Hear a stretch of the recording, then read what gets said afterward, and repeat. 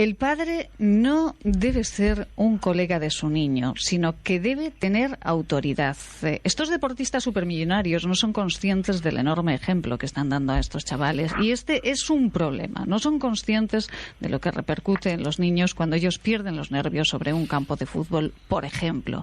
Entre otras cuestiones, son frases que ha apostillado el juez Emilio Calatayud, un hombre que admiramos, un hombre con el que esta mañana tenemos el honor, el lujo de hablar. Alfonso de Campos, director de Gestión a Radio. Muy buenos días, Alfonso. Buenos días, Maite. Bueno, buenos un placer esta buenos mañana. Días. Miguel Ángel Heredia, director presidente del grupo de la Fundación Piquer. Muy buenos días, Miguel Ángel. Buenos días, Maite. Una mañana muy especial, Alfonso. Pues para mí es muy emocionante porque estamos ante dos personas a las que admiro mucho. Una es don Miguel Ángel Heredia, presidente de la Fundación de Grupo Piquer, y otra es don Emilio Calatayud, que más inaccesible por la distancia probablemente, pero al cual no dejo de leer a través de su blog.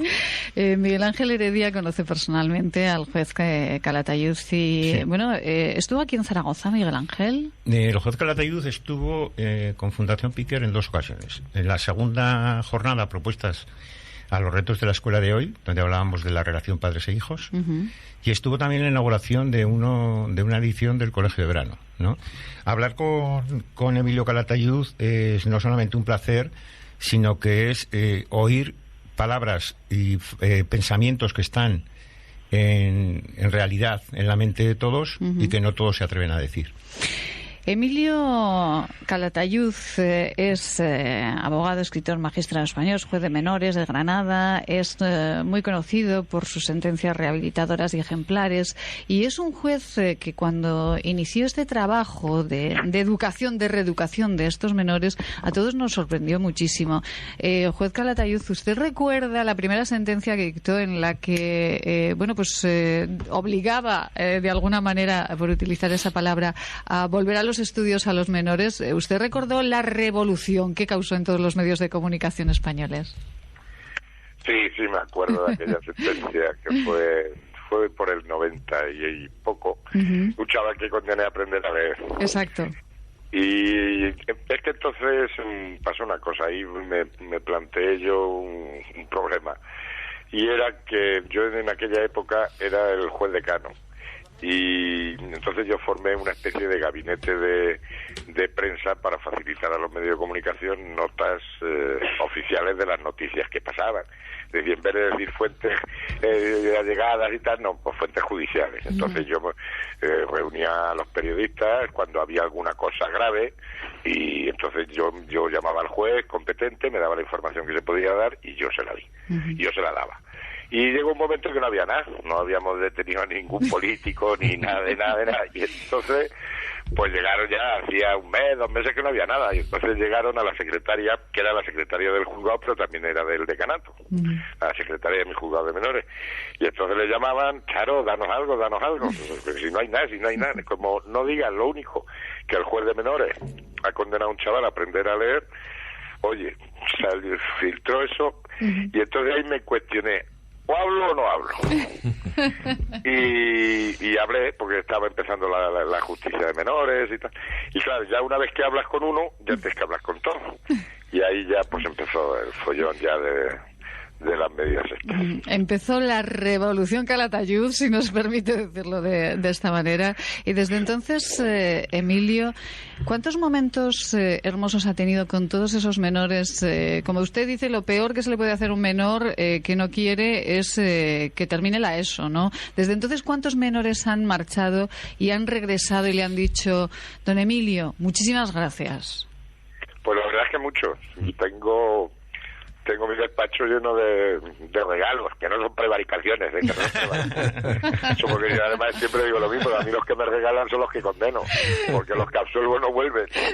La verdad es que sí, es una justicia muy agradecida, y el mayor agradecimiento que te hacen con el tiempo es efectivamente venirte, mire usted, don Emilio, que me he sacado la ESO, o mire usted que ya estoy en la universidad, o te presentan a la novia, o te invitan a una cervecilla por la calle. La verdad es que sí, es una justicia muy agradecida. ¿Me permitís contar una anécdota? Por favor, por favor. Me ha dicho alguien, bueno, ambos tenéis un denominador común. A los dos, yo he presenciado en el caso de Miguel Ángel Heredia abrazos de exalumnos que le han parado para darle las gracias. Y en el caso del juez, me consta que hay muchos chavales sin papeles o con papeles temporales, donde cuando se encuentran por la calle a don Emilio le dice: oye, que te quedan 3 o 4 días, que como no encuentres trabajo te vas a tener que marchar. ¿Es así? Sí.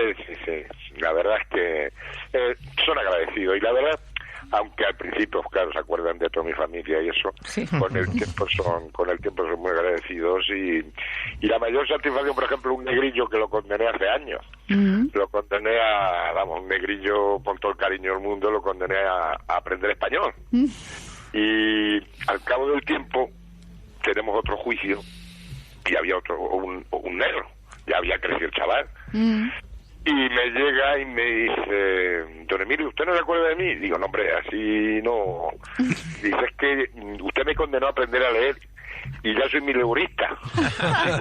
Cuando los mileuristas eran mileuristas, no como ahora. ¡Qué maravilla! Y dice: pues gracias a aquello aprendí, me metí en la obra, me compré una moto, y era un accidentillo de moto que había tenido el chaval. Y ya, pues gracias a la obra, pues me compré la moto, y es que venía aquí a un juicio de tráfico. Bueno, qué maravilla. Mira el hombre, la verdad que sí. Qué maravilla, Emilio. Le voy a pasar la palabra a Miguel Ángel Heredia, pero yo como madre, don Emilio, sí que quiero preguntarle. Ha sido una constante en mi vida, pero dígame si estoy equivocada. Soy su madre, no soy su amiga, ¿verdad? Claro, o sea, que si tú te conviertes en la amiga de tu hija, estás dejando a tu hija huérfana. Exactamente. Eso está claro. Somos los padres. Qué complicado. No somos amigos ni colegas. Pues si no se quedan huérfanos. Me encanta. Esto se lo voy a comentar. Don Emilio, una amiga mía que dice que es muy amiga de su hija, y no estamos muy de acuerdo. Siempre nos peleamos. Miguel Ángel. Mira, efectivamente, yo me acuerdo de ti, Emilio, cuando me han pasado cosas como estas, ¿no?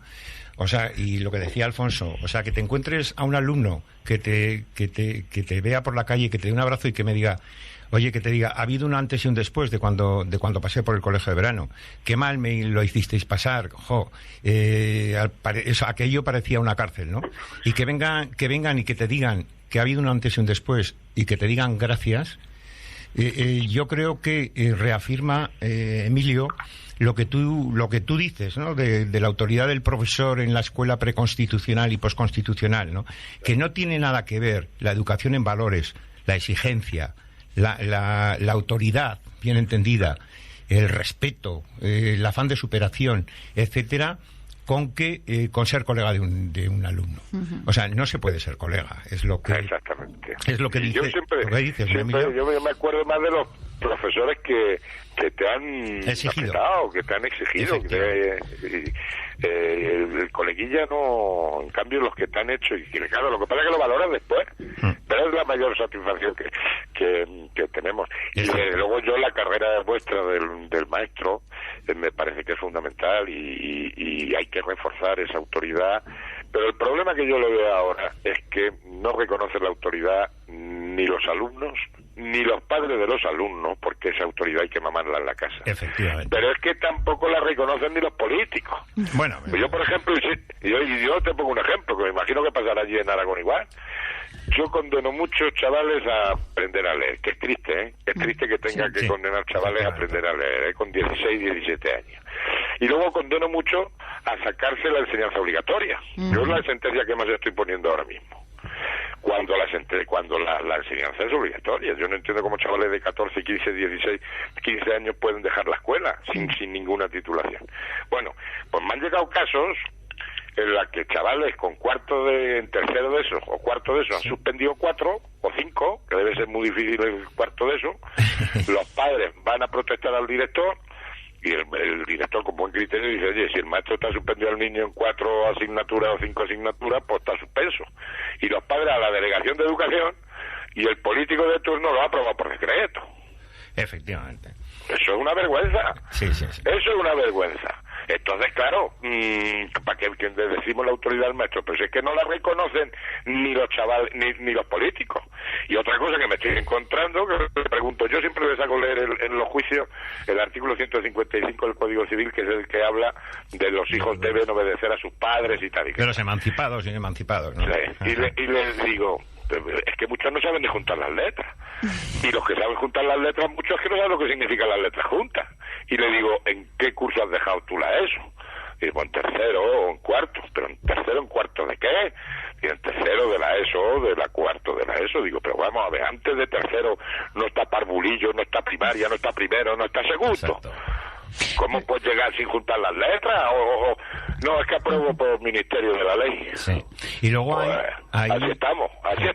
Ahí, Emilio, es lo que hemos hablado, y lo hemos hablado tú y yo personalmente, lo recuerdo, esos padres que desautorizan a los profesores delante del propio profesor, que la educación tienen que tener muy claro que se hace en casa, y que, como dices tú, ¿no? Yo soy padre y punto, no soy colega. Que a padre no nos ha enseñado nadie, que aprendemos pues con los valores que tenemos, con el amor al hijo y sabiendo qué es lo mejor para ellos, ¿no? Lo que decía Emilio, que tú decías, pasamos del profesor don José a Pepín, o a Pepillo, me parece que decías, ¿no? Sí. Cuando que no existe punto medio, ¿no? Estábamos hablando de la extrema de la extremidad innata del español que decía Ortega, ¿no? O sea, pasamos de la escuela preconstitucional, en la que todo era rígido, o parecía que todo era rígido, donde los padres se implicaban bastante más, a la postconstitucional, que es de la A a la Z, ¿no?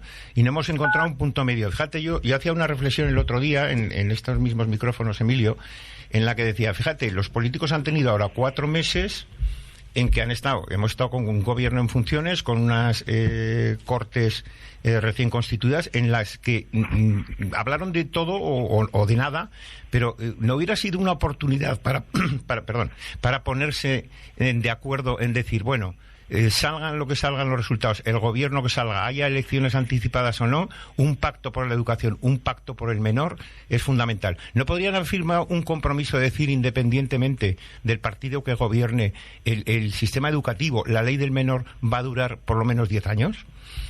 Estoy completamente de acuerdo, pero no, eso no... Bueno, imposible. Si no han sido capaces de llegar a un pacto para gobernar, por menos van a ser capaces para llegar a una ley, a un pacto por una ley educativa que tenía que durar una generación, no una legislatura. Efectivamente. Y menos un pacto por el menor. O sea, si es que... Ahora, te digo, yo estoy haciendo una reflexión, y es que lo que nos estamos encontrando ahora mismo en las Cortes es la evolución de las leyes educativas que hemos tenido en este país, Es el resultado, sí. ¿Sabes?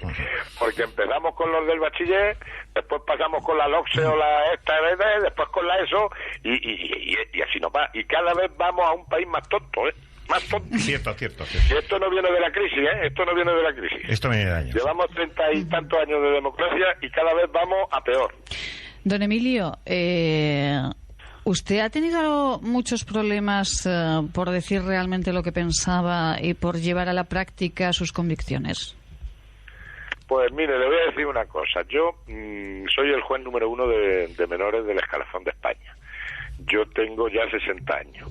Llevo 35 años de juez. Ya me puedo jubilar. Me puedo jubilar. Entonces ahora ya estoy porque me gusta a mí esto. Pero no es normal que con mi número de escalafón que puedo tener, pues yo esté de juececillo de menores.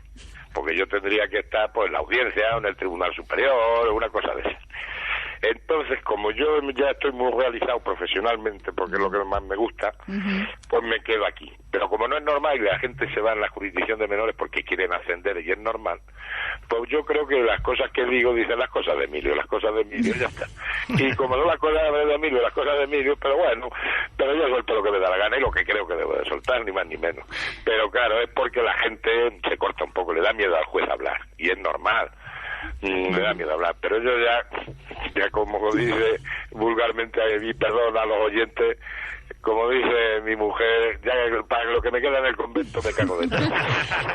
Me ha encantado, don Emilio, lo de juececillo. Vamos a ver, juececillo, el juez Calatayud. Bueno, ya les gustaría muchos juececillos. Es como el juez Calatayud, Alfonso. Pero es que los que nos dedicamos al tema de menores somos los menores. Eso es lo triste. Ya. El maestro es el menor de los catedráticos. El juez de menores es el menor de los jueces.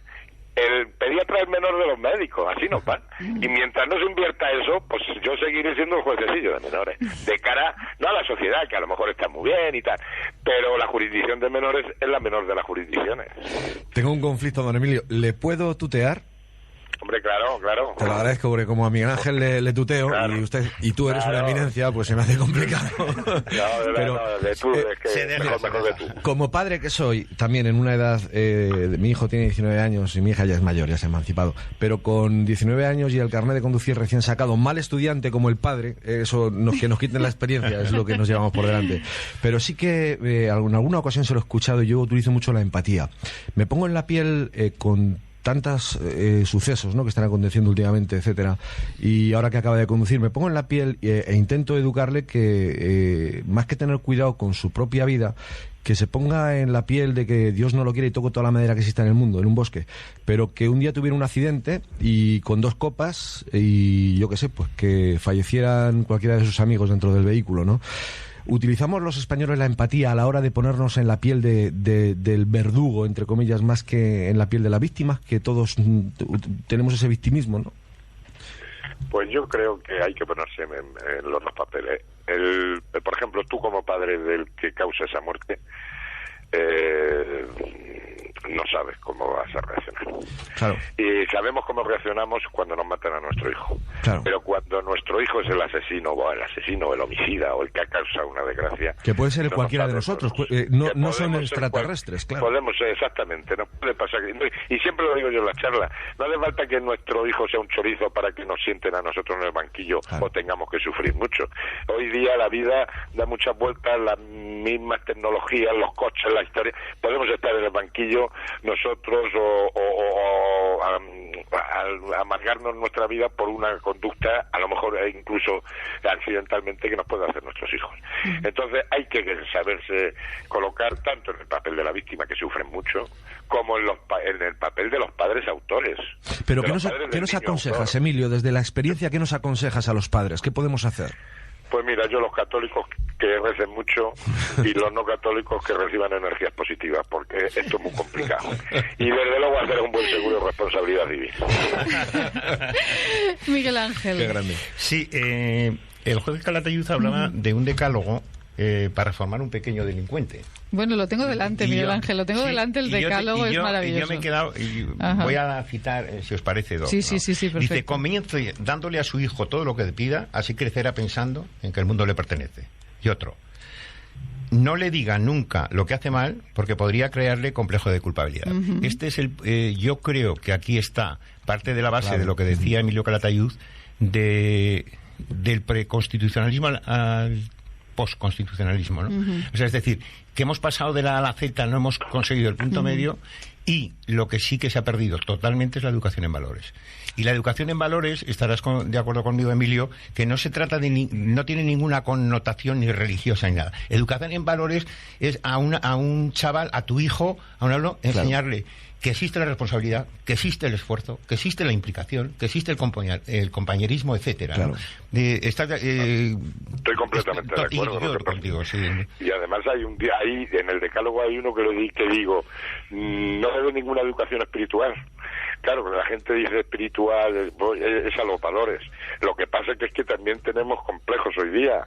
Yo soy católico, apostólico, romano y poco practicante, pero yo he tenido una educación, como la mayoría de mi generación, basada en la religión católica, que no digo que las otras no, pero a mí son los valores que yo tengo y que son universales, porque eso no es de la religión católica, el esfuerzo, el trabajo, la generosidad, pero yo me lo he basado en mis principios que me han dado de pequeño, pero son universales. Pero nos da miedo hablar de decir valores, bueno, es que hay valores y se han abandonado.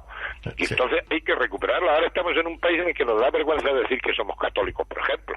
Ahora estamos en el laicismo.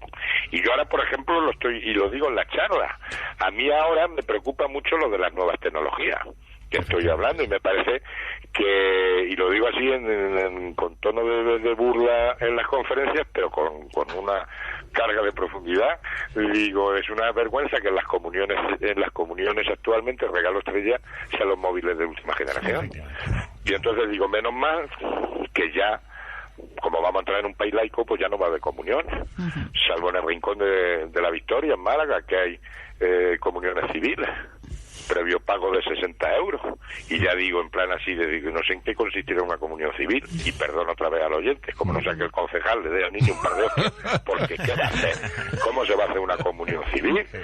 Entonces, ¿qué pasa? Que nos da miedo ahora hablar de nuestros principios, que estamos ahora con el tema del laicismo, de la historia, y que tenemos unos problemas de esa pérdida de valores, y sin embargo aprovechan toda nuestra cultura católica y demás para establecer los problemas que tenemos. Botellón, la Pilarica, que es un botellón, los Sanfermines, pues otro botellón, el Corpus, que lo celebramos la semana que viene en Granada, otro botellón. Y entonces siempre digo, menos mal que ya como vamos a ser laicos, pues ya no va a haber ni Pilarica, ni San Fermín, ni San Jordi, ni historia. Entonces, ¿qué vamos a celebrar? El nacimiento de Pablo Iglesias, ¿qué vamos a celebrar? He leído muy recientemente, además, en una entrada suya en su blog, el cual recomiendo de leer, que a través de un amigo suyo, precisamente para recuperar esos principios, aconsejaba que incluso en vez de leer tanto a través de las redes sociales e incluso en vez de leer un libro, de vez en cuando coger al hijo y llevarlo a barrios marginales que también existen para que vean cómo se juega la pelota y cómo se pierden también esas pantallas virtuales que tanta vida nos quitan, ¿no? Exactamente, y lo hicimos ayer, salió ese de llevar a zonas marginales, y otro que hemos puesto recientemente, eso de prohibido jugar al balón, que es una pena, ya no que quedan los niños no puedan jugar al balón, porque no quedan niños, y los que hay molestan, y entonces los tenemos en las habitaciones de las casas, pues con la Play, con la tablet, con la historia. El tema estamos perdiendo el sentido común, si es que estamos haciendo que los niños vivan como mayores cuando son niños. Si los niños tienen que jugar y jugar a churrobá, aunque nos rompamos la crisma, que no pasa nada. Exactamente. Bueno, ya me disculpan, señores, don Emilio, tengo que ejercer de señorita Rottelmeier porque el tiempo en radio ya sabe que está contadísimo, y cuando se disfruta pues muchísimo más. Ya me disculpará, señor Calatayud, que en este momento está ejerciendo de juez en esta agradable conversación. Miguel Ángel Heredia, ¿qué le decimos al juez Calatayud? Es que acaba de decir la clave de todo. Estamos hablando de sentido común. Mira, con respecto a las nuevas tecnologías, el problema no es que nos neguemos a las nuevas tecnologías, sino que no hacemos un análisis previo de para qué, que es un instrumento, que no es un fin, que tiene sus objetivos, que hay que medir para qué y para qué no. Mira, el juez Calatayud, el otro día lo leí en Facebook, creo, que decía, ¿cómo va a ser lo mismo un emoticono que un abrazo? Claro. ¿No? Pero eso es sentido común, ¿no? Y solamente una cuestión. Mirar a los ojos a la gente no tiene nada que ver. ¿Cómo vamos a educar en el respeto si resulta que los políticos, todos, cuando ejercen el poder, con la mayoría que sea, que puede ser un 45, se creen con autoridad, con poder, para dictar a todos lo que deben hacer?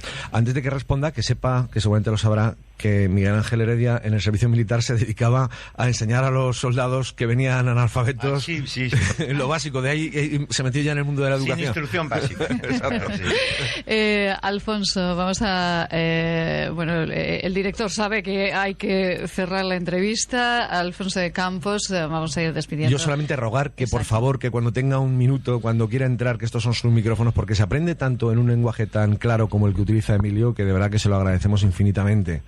Mi sangre es granaína, mi padre es de Loja, o sea que... Yo tengo familia ahí en Zaragoza, pues cuando quiera está aquí invitado. Mucha familia. Qué maravilla. Yo estoy a vuestra entera disposición, a mí no me importa intervenir de vez en cuando me llaméis.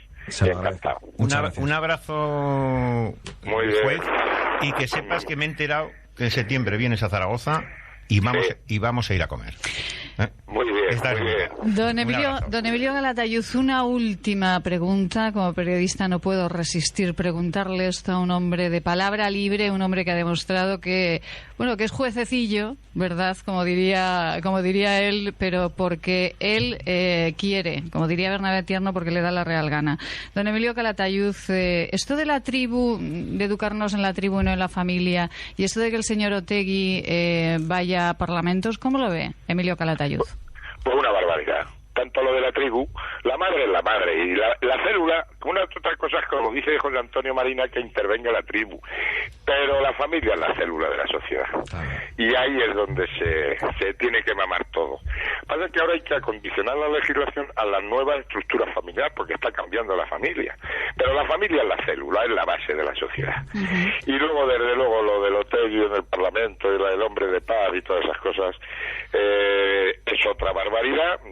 Parece que no tenemos memoria, y es problema también de educación, ¿eh? Yo no sé el odio que se está generando en estas nuevas generaciones, que nos acordamos mucho más de la guerra civil, que ya quedan pocos supervivientes de la guerra civil, y sin embargo olvidamos los asesinatos que se han producido de 900 o casi 1000 personas que yo conozco, he conocido gente y que he levantado algún cadáver. Y gente, por ejemplo, que el de vive Luis Portero, mutilada, gente que todavía vive mutilada. Y los que se han quedado con secuelas. Claro. Yo levanté el cadáver de Luis Portero, el fiscal del Tribunal Superior de Andalucía, que era yo decano. Y esa gente no lo recuerda. Y nos acordamos de la sentencia que este hombre está condenado y que está inhabilitado. A mí me parece una vergüenza, pero vuelvo a decir, quizás es producto de los sistemas educativos y de la banalización y de la pérdida de los valores que hemos estado comentando. No hay condena más dura para un menor delincuente que sacarse la ESO. Muchísimas gracias, don Emilio Calatayud. Por favor, no deje de ser ese juececillo y nunca se jubile. Cuando venga a Zaragoza será un placer darle un abrazo. Alfonso Campos, director de Gestión a Radio, estará encantado. Hombre, un abrazo muy fuerte, y la próxima vez que contaremos con más tiempo le pondremos a Neil Diamond, que me consta que le gusta. Sí, es mi favorito. ¿Cuál es la canción favorita del Diamond, del juez Calatayud? Holly. Pues sí. con ella nos vamos a ir despidiendo. Miguel Ángel Heredia. Pues nada, un placer, un abrazo de nuevo, muy bien, y te emplazo a que nos veamos en septiembre. Seguro que sí. Muchas gracias a todos y un abrazo. Don Emilio, feliz día, muchísimas gracias. Igualmente.